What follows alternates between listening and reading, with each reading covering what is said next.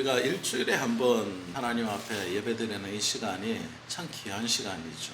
이 시간을 여러분들이 만약 너무 가볍게 그리고 또는 무성의하게 보내고 나면 또 한 주간의 삶이 무너집니다. 영적인 삶이라는 것은 내가 한 번 잘해서 세워지고 유지되는 것이 아닙니다. 그래서 예배에 최선을 다할 수 있어야 돼요. 그러지 못하면 우리의 삶이 순식간에 무너집니다. 그런데 중요한 것은 잘 모른다는 거죠. 깨달지 못하고 넘어갈 수밖에 없습니다.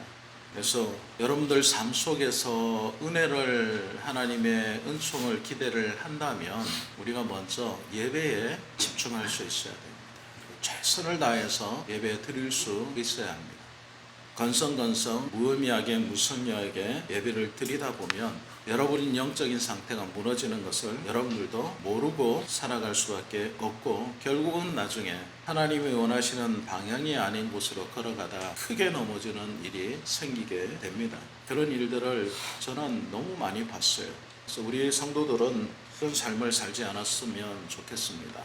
오늘 함께 귀한 말씀을 나누고자 합니다. 함께 나눌 말씀의 제목은 평범한 일상 속에 특별한 은혜라는 말씀의 제목으로 함께 은혜를 나누고자 합니다. 우리는 지난 주간 하나님께서 우리가 화려한 무대가 아니라 일상의 평범함으로 부르셨다라는 것을 말씀을 드렸습니다. 그리고 그 평범한 삶이 우리에게 은혜의 자리가 될 수 있다라는 것을 말씀을 드렸어요. 근데 왜 하나님은 이렇게 평범하게 우리를 사용하고 또 평범한 일상으로 부르셔서 우리의 삶의 고난함을 바꿔주시지 않는가라고 한번 질문을 던져볼 수 있지 않겠습니까?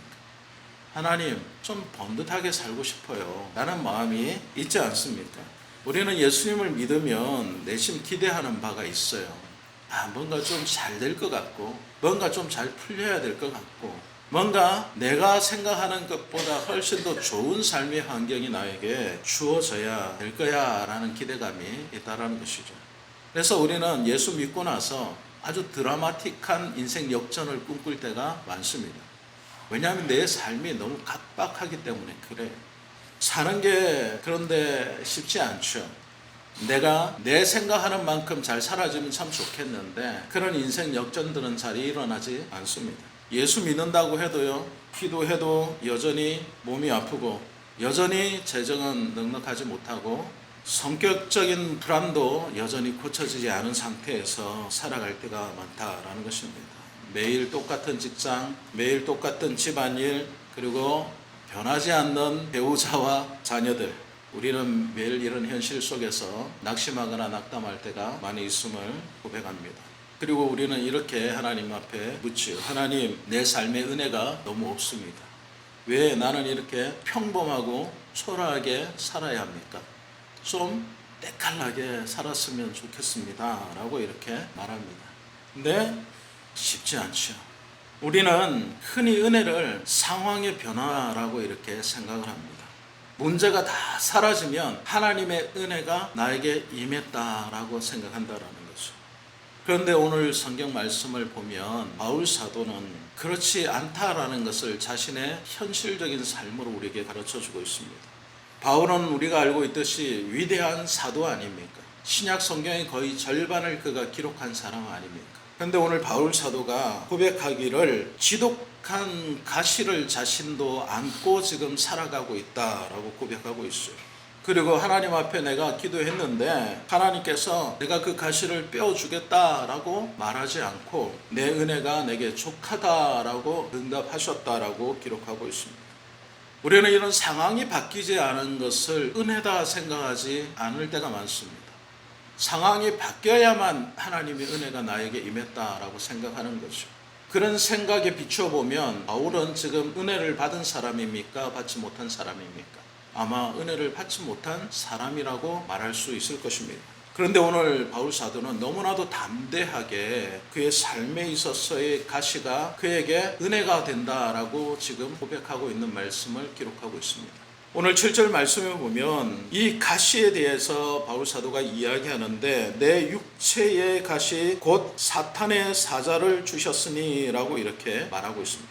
가시라는 게 그냥 우리가 생각할 때에 그냥 조그마한 찌르는 가시 정도를 생각하는데요. 지금 바울 사도가 가시라고 말한 이 원어적인 의미는 굉장히 큰 나무 조각 가운데서 아주 날카로운 것이 자신의 몸을 찌르고 있는 상태다라는 겁니다.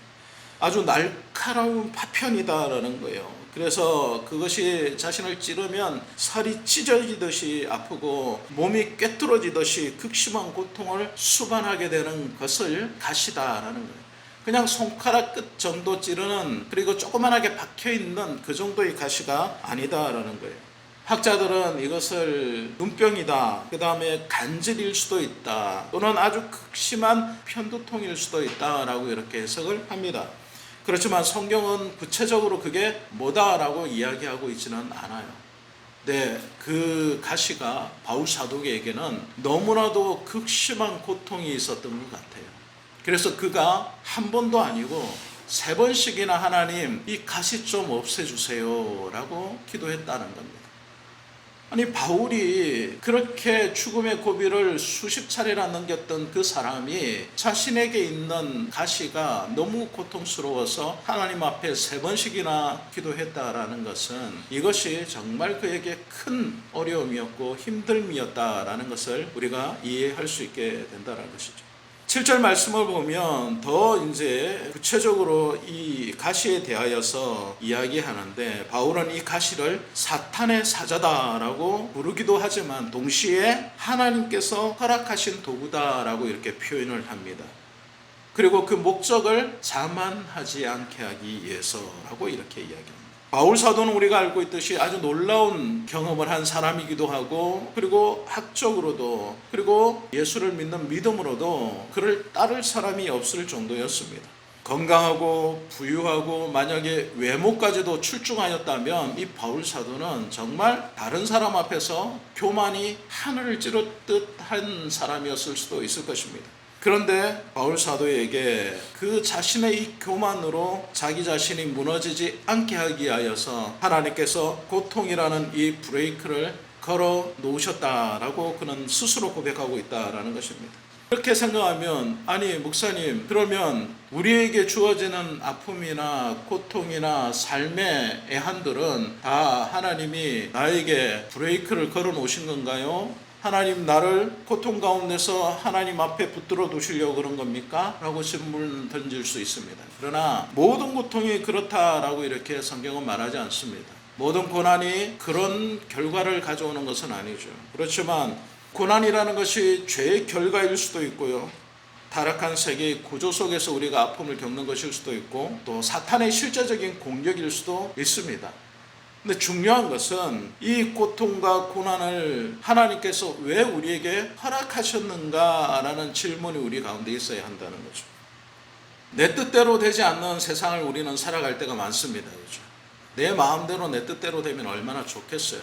그런데 살아가다 보면 이 세상이 내 마음먹은 대로 되지 않는구나 라고 느낄 때가 얼마나 많이 있습니다. 그리고 우리는 그럴 때마다 하나님이 나와 함께 해 주셔야만 이 세상의 어려운 문제들을 내가 헤쳐나갈 수 있겠구나라는 것을 느끼게 된다라는 것입니다. 어느 사람에게는 긴박하게 다가올 수도 있고, 어떤 사람에게는 아주 세월을 오랫동안 두고 지켜보시다가 하나님께서 그 사람을 그 고통과 고난 가운데서 흘러내실 수 있다라는 것입니다. 하나님 없이 살 수 없음을 매일 깨닫게 하는 장치 중에 하나가 이 고난과 고통이고, 바울 사도에게는 가시였다라는 것입니다. 여러분에게도 여러분의 삶에 가시들이 혹시 있지는 않습니까? 육체를 찌르는 우리에게 주어진 그 잘 낫지 않는 지병일 수도 있고요, 경제적인 삶의 현장이 바뀌지 않은 문제일 수도 있고요, 직장의 어려움일 수도 있고요, 그리고 아무리 애써도 해결되지 않는 어떤 특정한 일일 수도 있습니다. 그런 가시들이 우리에게 너무 많이 있죠. 어느 사람에게는 하나만 있는 게 아니고 수십 개의 가시가 우리의 몸과 우리의 마음을 정말 무너뜨릴 때가 있지 않습니까? 그런데 이 가시가 우리를 무너뜨리기만 하는 것은 아니다라고 바울 사도가 지금 말하고 있는 것이고, 또 그 가시로 통하여서 하나님의 살아계심을 우리가 더 깊이 알고 느끼고 살아가게 한다는 것을 바울 사도는 우리에게 말씀하고 있습니다. 야곱도 그런 사람 중에 한 사람이었죠. 야복 강가에서 천사와 씨름을 합니다. 그가 밤새도록 천사와 씨름을 한 이후에 새벽 동뜰쯤에 천사가 떠나려 할 때에 자신에게 축복하지 않으면 떠날 수 없습니다 라고 했을 때에 축복을 해줬으면 좋은데 환도뼈를 쳐버렸습니다. 그리고 그 환도뼈로 인하여 그는 평생 동안 절름발이로 살아가게 됩니다. 육체적으로는 완전히 어려운 환경에 처하게 되었다라는 것입니다. 그렇지만 그의 저는 다리로 통하여서 그는 하나님께 더 가까이 다가갈 수 있는 환경을 맞이하게 되는 것이 야복강 아침이었다라는 것입니다. 사랑하는 여러분, 여러분에게도 찌르는 가시가 있을 것입니다. 그런데 그 가시가 여러분들 고통스럽게 하고 심지어는 사탄의 사자다라고 표현할 만큼 바울을 고통스럽게 했던 그 가시처럼 여러분의 마음과 삶을 훼손할 수도 있습니다. 그러나 하나님은 그 삶의 현장 가운데서도 함께하여 주시고 그 사람을 붙들어 주신다는 것을 놓치지 않기를 원합니다.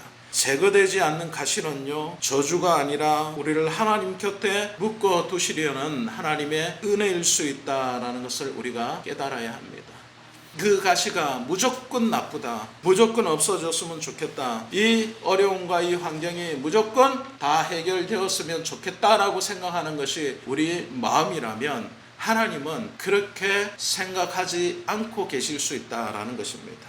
8절 말씀을 보면 바울은 이 고통이 너무나도 힘들었습니다. 바울이 여러분 믿음이 좋으니까 이것쯤이야 이겨낼 수 있는 거지 라고 이렇게 잘 이겨냈으면 좋을 텐데 그러지 않았다는 거예요. 바울 사도도 이 고통과 이 가시가 자신에게 너무나도 힘든 것이었다라는 거예요.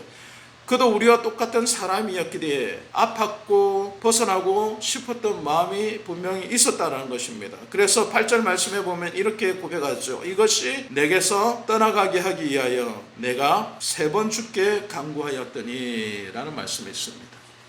3번씩이나 간구하였다는 것은 그만큼 간절했다는, 최선을 다하여서 구했다라는 것입니다.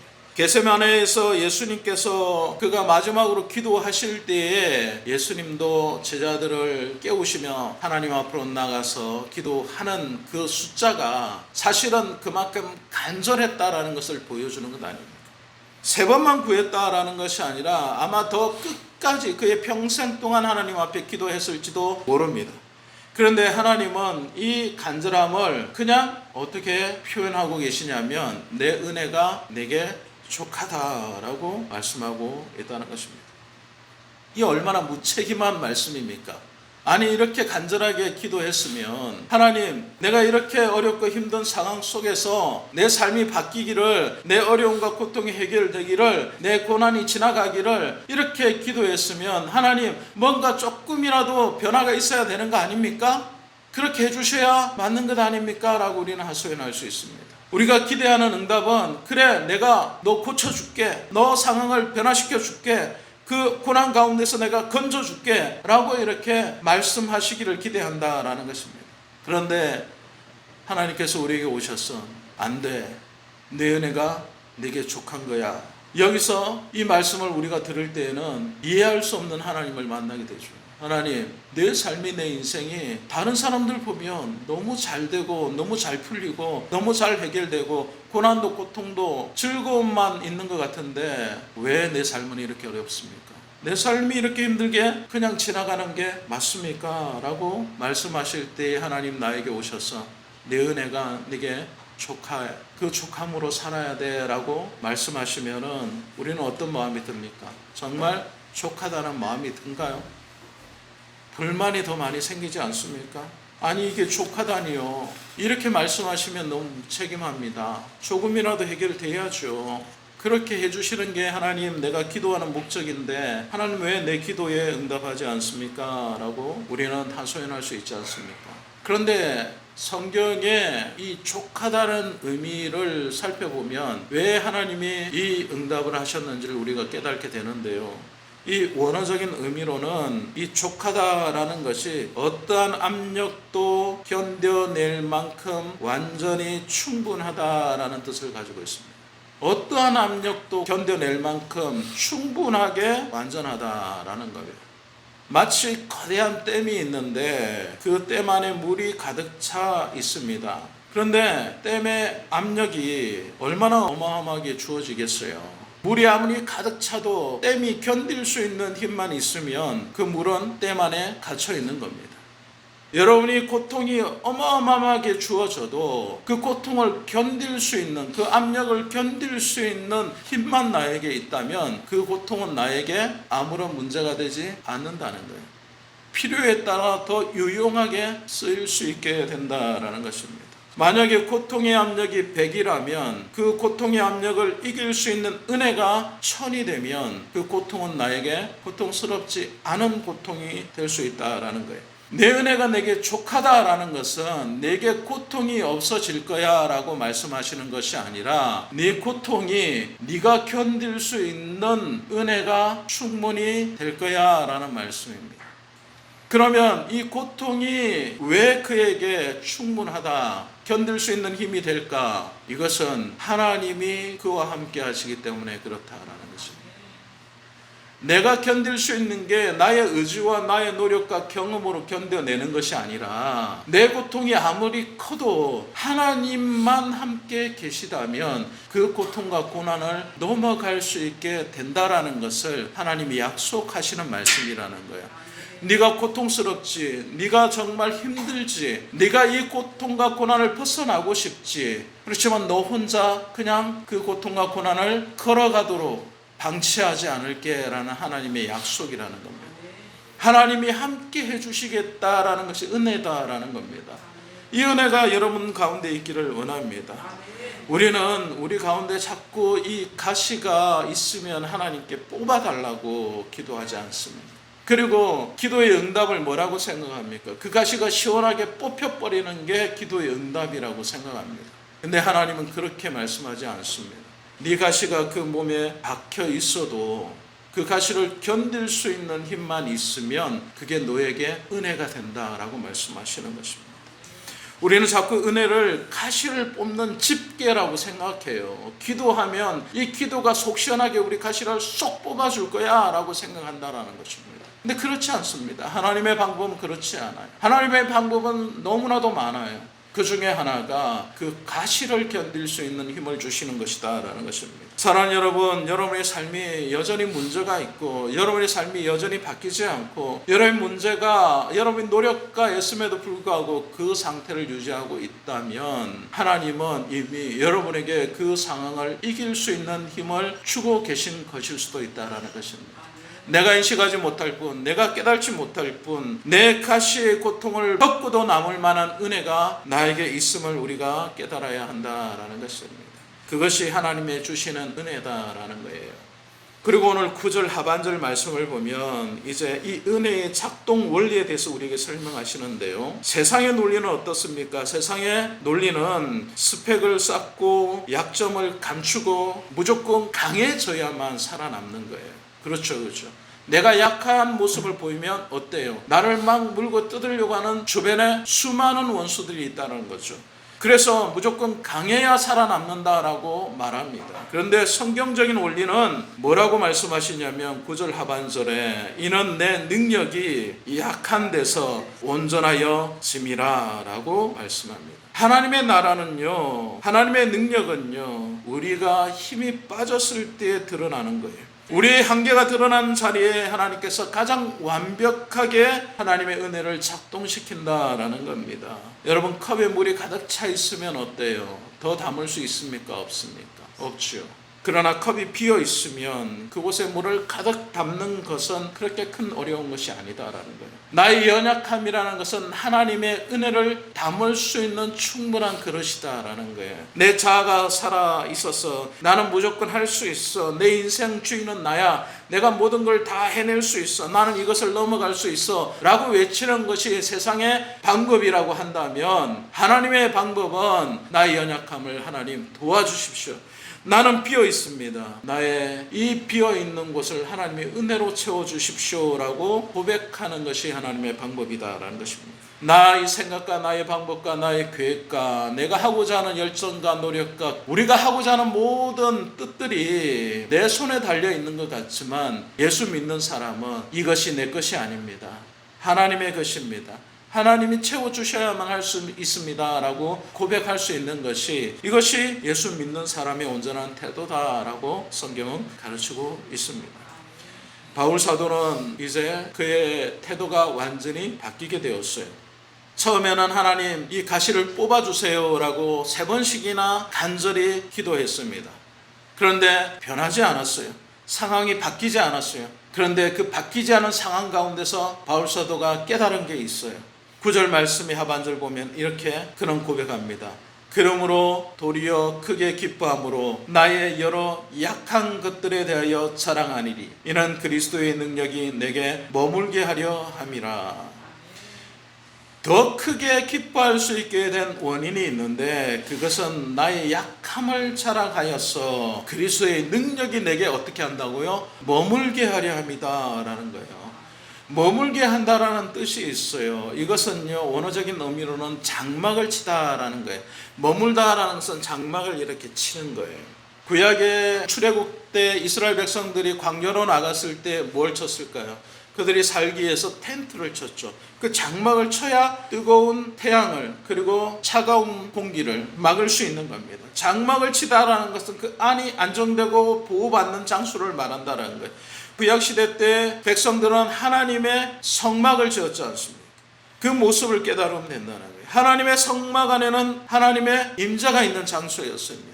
내가 약하였으니 그리스도의 능력이 내게 머물렀다. 그리스도의 능력이 내게 장막을 치고 있었다라고 이렇게 바울 사도는 고백하고 있는데 내가 연약했으니 하나님이 내 삶에 뭘 치셨다라는 거예요. 보호하시는 장막을 치시고 그곳이 하나님의 임재의 장소가 되었다라는 것을 우리에게 말씀해 주고 있는 것입니다. 여러분 그렇기 때문에 우리의 연약함이 우리의 변하지 않는 일상이 우리의 고통과 고난이 바뀌지 않음에 우리가 이것이 부끄러워할 일이 아니라 전능하신 하나님의 임재가 우리 가운데 있기를 기대할 수 있는 놀라운 역사가 있는 장소가 될 수 있음을 알아야 합니다. 사랑하는 여러분, 우리의 삶이 특별해서 하나님이 쓰시는 것이 아닙니다. 우리가 평범하고 연약하기 때문에 하나님의 전능하심이 우리 가운데 드러나는 것입니다. 우리의 삶이 특별해지기를 우리의 모든 문제가 다 해결되기를 원하는 것이 우리의 마음이라면 하나님은 여러분의 연약한 삶을 통하여서 하나님의 놀라운 은혜를 체험하기를 원하시고 그 하나님의 놀라운 것을 믿지 않는 사람들에게 증거하기를 기대하고 계신다라는 것입니다.